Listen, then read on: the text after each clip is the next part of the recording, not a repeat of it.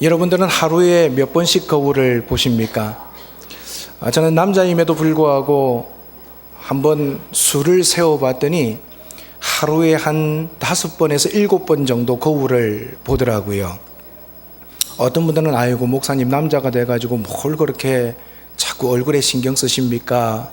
라고 하실 수 있겠지만 저는 청주 미평교회를 대표하는 담임 목사의 자리에 있다 보니까 할 수만 있다면 저를 통해서 좋은 교회의 이미지를 나타내고자 하는 그런 마음으로 자주 이 거울을 들여다봅니다.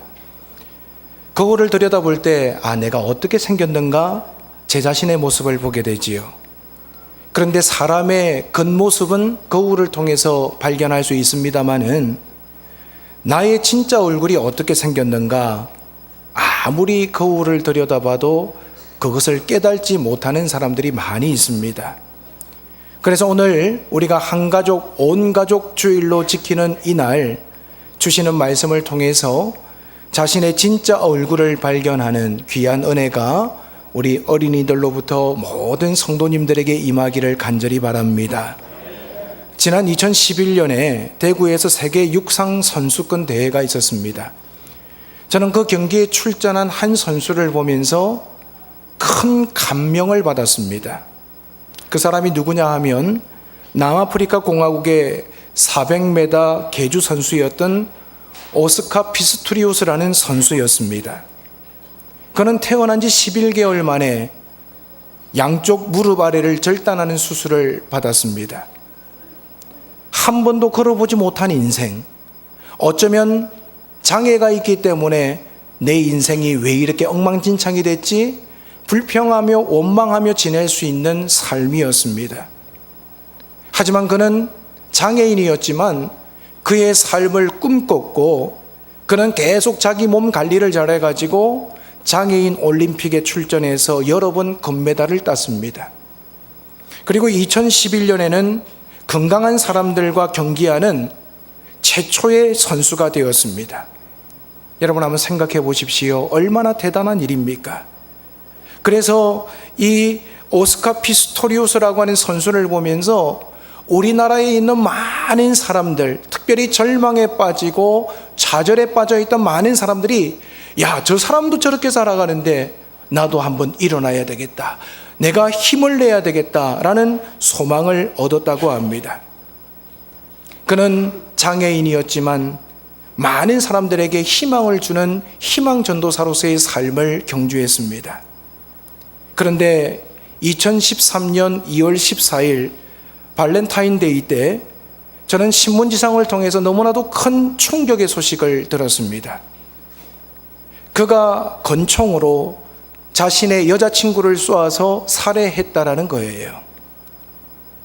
본인은 강도인 줄 알고 총으로 쐈다고 하는데 그 이전부터 여자친구와 여러 가지 많은 불화가 있었다고 합니다.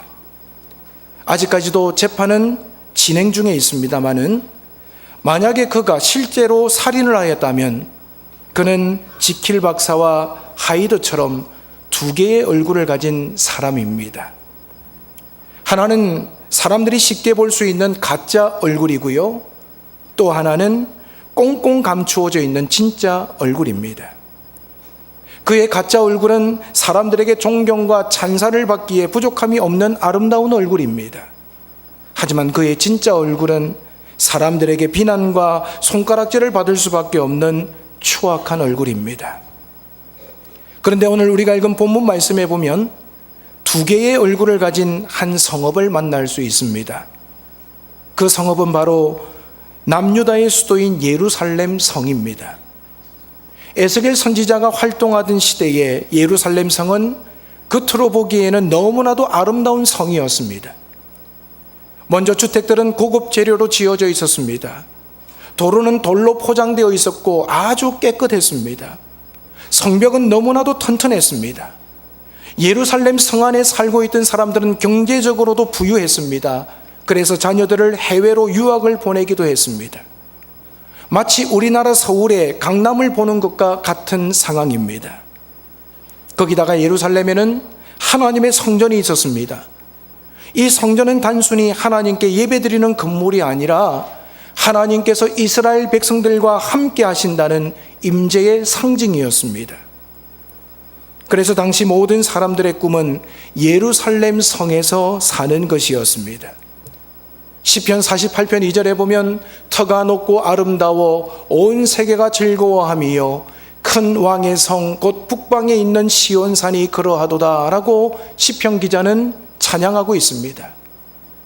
예루살렘 성은 터가 높은 곳에 있었습니다. 아름다웠습니다. 모든 세계 사람들이 그 성을 바라볼 때마다 즐거워하는 성이었다고 찬양합니다. 그런데 지난주일 말씀드린 것처럼 모든 이스라엘 백성들이 그토록 소망하던 예루살렘 성의 끝이 왔다고 하나님은 말씀하셨습니다. 그렇다면 예루살렘 성의 끝이 왔다, 하나님께서 그 성을 멸망시키실 것이다 라고 말씀하신 이유가 무엇일까요?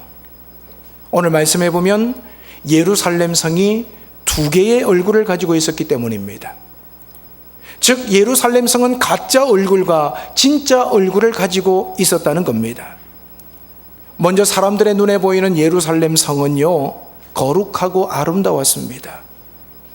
그곳에서 살면 참된 기쁨과 평안이 넘칠 것이라고 보여졌습니다. 하지만 그것은 겉으로 드러나 보이는 가짜 얼굴이었습니다. 그런데 그 속에 감추어져 있는 진짜 얼굴은 추악하고 더러운 모습이었다라는 것이 오늘의 말씀입니다. 오늘 3절 말씀해 보시면 그가 송 같은 것을 펴서 내 머리털 한 모숨을 잡으며 주의 영이 나를 들어 천지 사이로 올리시고 하나님의 환상 가운데에 나를 이끌어 예루살렘으로 가서 안뜰로 들어가는 북향한 문에 이르시니 거기에는 질투의 우상 곧 질투를 일어나게 하는 우상의 자리가 있는 곳이라 라고 말씀합니다. 하나님의 천사가 에스겔 선지자를 데리고 예루살렘 성전으로 들어갔습니다. 그런데 그 성전에서 에스겔 선지자는 너무나도 충격적인 장면을 목격하게 됩니다. 그가 본 것이 뭡니까? 5절 말씀해 보면 그가 내게 이르시되 인자야 이제 너는 눈을 들어 북쪽을 바라보라 하시기로 내가 눈을 들어 북쪽을 바라보니 제단문 어기 북쪽에 그 질투의 우상이 있더라 라고 말씀합니다. 놀랍게도 지금 에스겔 선지자는요, 하나님의 거룩한 성전 안에서 질투의 우상을 보았다고 고백하고 있습니다.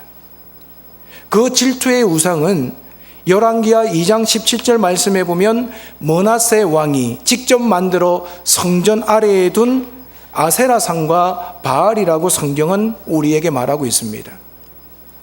아마 처음에는 에스겔 선지자도 자신의 눈을 의심했을 겁니다. 여러분 상식적으로 생각해 볼 때 성전에 우상이 있다는 것은 말이 안 되는 소리지 않습니까? 이 말은 마치 성전에 우상이 있다는 것은 교회 본당 안에 불상이 있는 것과 똑같은 꼴입니다. 하지만 에스겔 선지자가 본 것은 틀림없는 사실이었습니다. 이스라엘 백성들은 성전에 들어와서 열심히 하나님 앞에 제사를 드렸습니다. 하나님을 향해서 기도를 했습니다. 그런데 알고 보니까 그들이 하나님 앞에 나와 제사를 드리고 예배 드리고 하나님 앞에 기도한 것은 하나님을 섬긴 것이 아니라는 거예요. 하나님을 섬기는 것 같았는데 그들은 우상을 섬기고 우상에게 절하고 있었다라는 것입니다. 우리는 이 질투의 우상이 있었던 위치를 눈여겨볼 필요가 있습니다. 그 우상은 정확히 제단문 어기 북쪽에 있었다고 성경에 기록합니다. 성전 안에는요, 많은 시설이 있고 기구들이 있습니다. 그 중에서 가장 중요한 것은 성전 뜰에 있는 놋제단이었습니다. 왜냐하면 이 놋제단은 이스라엘 백성들이 자신의 죄를 용서받기 위해서 짐승을 죽여서 피를 뿌리고 그 짐승을 태우는 곳이었기 때문입니다. 그런데 그 놋제단 옆에 우상을 세웠다라고 하는 것은 결국 이스라엘 백성들이 하나님 앞에 나와서 자신의 죄를 고백하고 용서받는 것을 싫어했다라는 것을 의미합니다.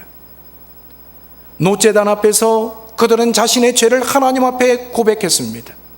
내가 죄인임을 하나님 앞에 인정했습니다. 그리고 예수 그리스도 보혈의 피로 내 죄가 사함받을 수 있음을 고백하는 장소가 바로 놋제단이었다라는 거예요. 그런데 그 제단 바로 옆에 우상이 세워져 있었다라는 것입니다. 오늘날 교회에서 제일 인기가 없는 설교는 바로 죄에 대한 설교라고 합니다. 성도님들은 축복과 회복의 설교는 좋아합니다. 하지만 죄와 회개에 대한 설교는 싫어한다고 합니다. 감동의 눈물을 흘리는 것은 좋아한다고 합니다. 하지만 참회의 눈물을 흘리는 것은 좋아하지 않는다는 통계가 한국 기독교 내에 있습니다. 이스라엘 백성들도 마찬가지였습니다. 그래서 노스로 만든 제단 옆에 그들은 우상을 세웠습니다. 하나님을 향하여 죄를 고백하고 하나님 앞에 내가 죄인입니다 인정하는 그 자리에 우상을 세워놓고 하나님이 아닌 우상에게 절을 했습니다. 그런데 성전 안에 우상만 있었던 것이 아니었습니다. 그 성전 안에 밀실이 있었어요.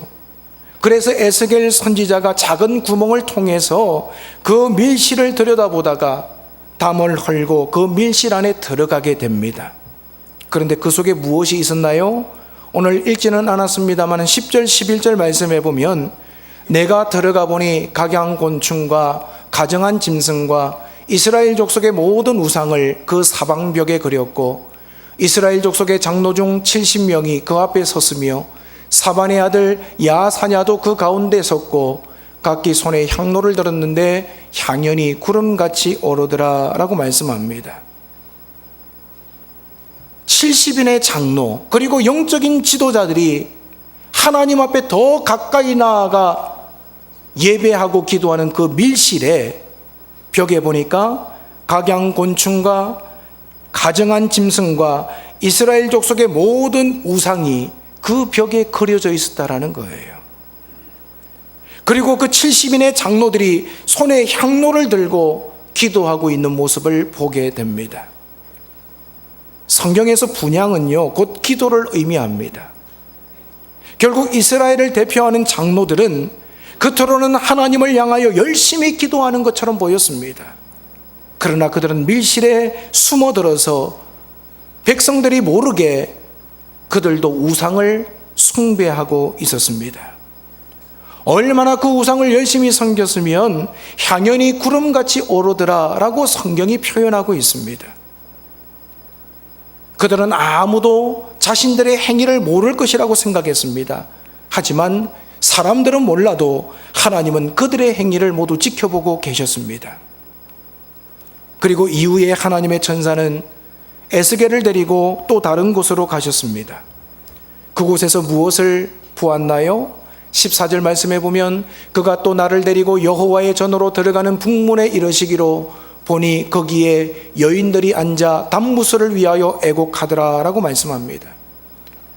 성전으로 들어가는 북문에 이르렀을 때 에스겔이 가만히 보니까 여인들이 앉아있는 모습이 보입니다. 그런데 여인들이 가슴을 치면서 애통하는 모습을 보게 됩니다. 그래서 가만히 자세히 들여다보니까 그 여인들이 단무술을 위하여 애곡하고 있더라는 거예요. 단무술은 바벨론 사람들이 섬기는 농경신입니다. 단무술은 1년에 한 번씩 땅속에 들어가서 죽는다고 합니다. 그래서 여인들이 그 단무술을 위하여 울어주면 단무스가 다시 살아나서 풍년의 복을 준다고 믿었습니다.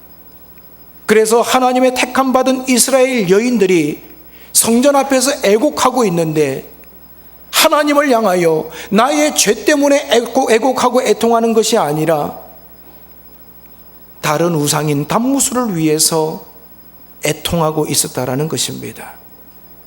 여러분 얼마나 기가 막힌 모습입니까? 이러한 모습이 바로 예루살렘의 진짜 얼굴이었습니다. 언젠가 저는 텔레비전에서 병금술을 본 적이 있습니다. 병금술이라고 하는 것은 배우가 자신의 얼굴 가면을 계속해서 바꾸는 겁니다. 따라서 관객들은 이 병금술 배우의 얼굴을 봅니다. 여러 가지 얼굴이 나타나는 것을 봅니다마는 그 얼굴들은 모두가 가짜 얼굴입니다. 진짜 얼굴은 철저하게 감추어져 있지요. 예수님 당시의 바리새인들도 마찬가지였습니다.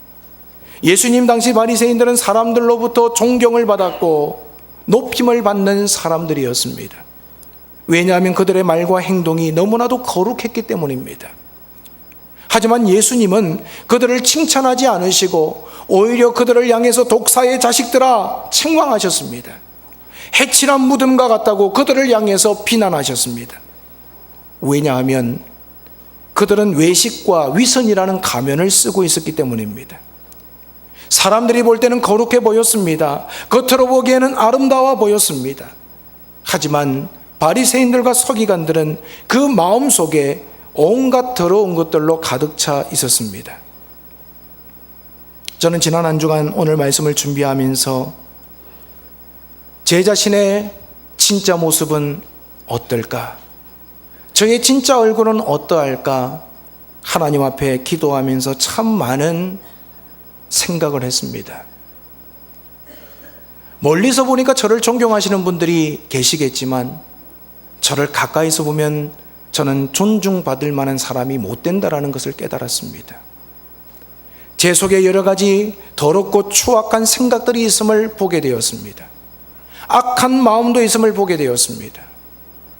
사랑하는 여러분, 여러분들은 어떠십니까?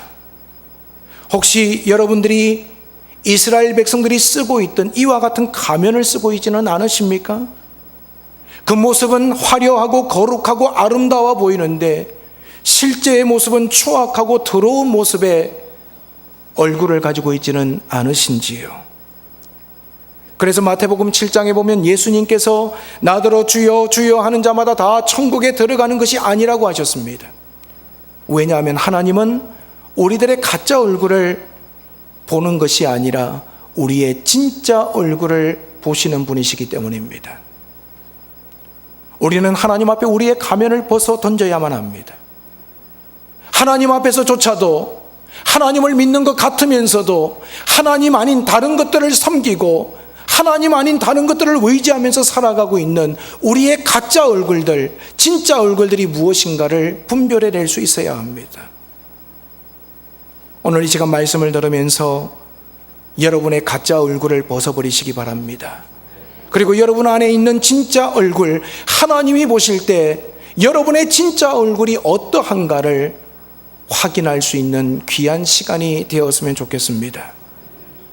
오늘날 많은 성도님들이 남에게 나타내 보이는 자신의 겉모습을 추구하려고 합니다. 속은 기쁨을 잃어버리고 은혜를 잃어버렸으면서도 사람들 앞에서는 은혜 있는 척, 거룩한 척, 뜨거운 척, 성령 충만한 척 하려고 하는 부담감을 우리는 가지고 있습니다. 하나님은 지금 나를 어떻게 바라보고 계시는지, 하나님은 정말 나의 진짜 얼굴을 바라보시면서 나를 인정하고 계신지, 거기에까지 우리의 생각이 미치지 못하는 경우가 많이 있습니다.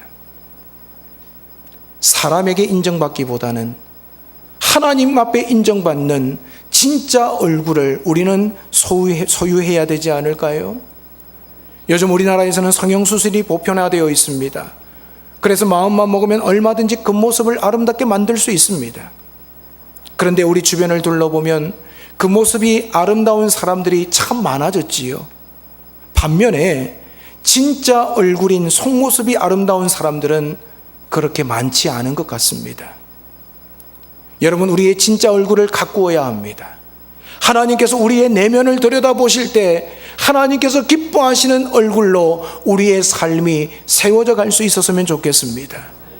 우리의 속사람, 우리의 진짜 얼굴은 건강해지고 아름다워지려면 오직 말씀과 기도 안에서 우리의 삶이 반듯하게 세워져야 합니다. 뿐만 아니라 하나님 앞에 나올 때마다 회개의 눈물이 있어야 합니다. 하나님의 말씀에 대한 순종이 있어야 합니다. 이렇게 살아갈 때 우리의 진짜 얼굴은 하나님 앞에 아름답다고 인정받을 수가 있습니다. 사랑하는 여러분, 오늘 여러분들의 진짜 얼굴을 확인해 보십시오. 우리의 남은 삶이 하나님이 보시기에 아름다운 삶을 살아가기로 결단하는 시간이 되었으면 좋겠습니다.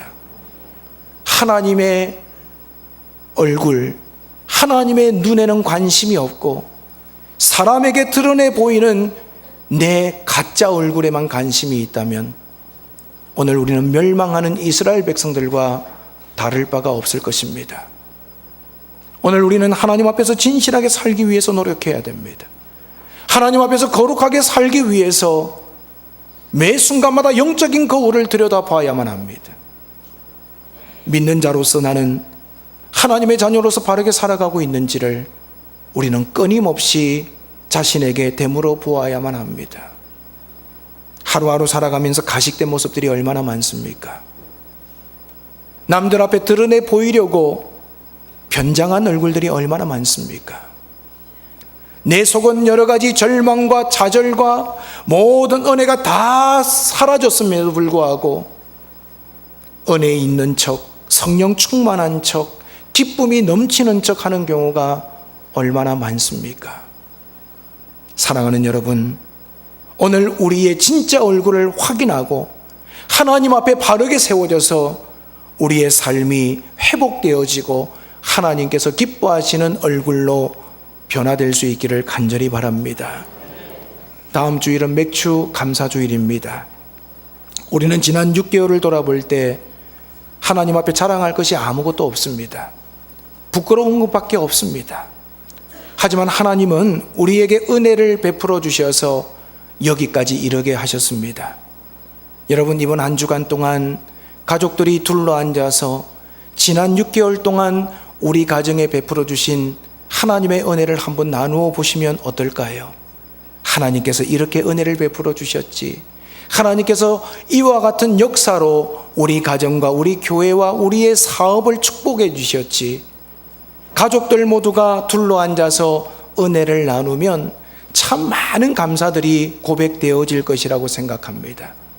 뿐만 아니라 여러분, 그 감사가 생각나고 입으로 표현되는 것까지만 하지 마시고, 여러분, 우리로 하여금 감사할 수 있도록 역사하시고 함께 하신 그 하나님을 향하여 여러분, 여러분의 물질까지도 정성스럽게 준비하여 드리시는 저와 여러분이 되시기를 바랍니다. 하나님의 은혜가 감사하다면 입으로만 그치는 감사는 의미가 없지요. 정말 온 몸과 온 마음을 다해서 물질로 하나님 앞에 중심으로 드릴 때 우리의 감사는 또 하나님이 받으시는 기쁨의 감사가 될 것입니다. 사랑하는 성도 여러분, 하나님은 감사하는 자에게 복을 주시는 분이십니다. 하나님은 진짜 얼굴을 확인하면서 점검하면서 살아가는 자들에게 더 놀라운 은혜를 베풀어 주시는 분이십니다. 오늘 저와 여러분들이 혹 가짜 얼굴과 진짜 얼굴 사이에서 내가 어떤 상황에 있는가를 잘 구분하시고 나의 진짜 얼굴이 하나님께서 보시기에 인정받는 얼굴이 될 수 있도록 오늘 우리의 삶을 말씀 앞에 세워가시기를 주님의 이름으로 축원을 드립니다.